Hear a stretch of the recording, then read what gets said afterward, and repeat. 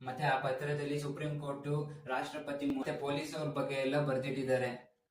ಆಮೇಲೆ ಈ ಲೆಟ್ರು ಸಾಕಾಗ್ತು ಅಂತ ಅವರು ಮನದಾಳದ ಮಾತುಗಳನ್ನ 1.5 ಗಂಟೆ ವಿಡಿಯೋದಲ್ಲಿ ಶೇರ್ ಮಾಡಿದ್ದಾರೆ. ಅತ್ತೆ ಮಾವರ ಬಿಸ್ನೆಸ್ ಮಗಳ ಮನೆ ಕೆಡಿಸ್ತು. ಫ್ರೆಂಡ್ಸ್, ಅತುಲ್ ಅವರು ಈ ನಿರ್ಧಾರ ತಗೊಳೋಕೆ 2 ಮುಖ್ಯ ಕಾರಣಗಳಿದೆ. ಒಂದು, ಕಿರುಕುಳ, ಮಾನಸಿಕವಾಗಿ ಮತ್ತೆ ದೈಹಿಕವಾಗಿ ಅವರ ಹೆಂಡತಿ ಅವರಿಗೆ ಕೊಡ್ತಿದ್ದಂತ ಕಿರುಕುಳ. ಮತ್ತೆ 2ನೇದು ಭ್ರಷ್ಟಾಚಾರ. ಈಗ ಮೊದಲೇ ಹೇಳ್ದಾಗಿ 2019ರಲ್ಲಿ ಅವರಿಬ್ರು ಮದ್ವೆ ಆದ್ರು. ಆದ್ರೆ ಮದ್ವೆ ಆದ 8 ತಿಂಗಳಲ್ಲಿ ಜಗಳಗಳು ಶುರು ಆಗುತ್ತೆ. ಮತ್ತೆ ಅವರ ಅತ್ತೆ ನಿಖಿಲ್ ಸಿಂಘಾನಿಯಾ ಒಂದು ಬಿಸ್ನೆಸ್ ನ ಕೂಡ ಶುರು ಮಾಡ್ತಾರೆ. ಮತ್ತೆ ಆ ಬಿಸ್ನೆಸ್ ನ ಹಾಗೆ ಶುರು ಮಾಡೋದಿಲ್ಲ. ಆ ಬಿಸ್ನೆಸ್ ನ ಶುರು ಮಾಡೋದಕ್ಕೆ ಅತುಲ್ ಇಂದ 15 ಲಕ್ಷ ರೂಪಾಯಿನ ಪಡೆದಿರ್ತಾರೆ.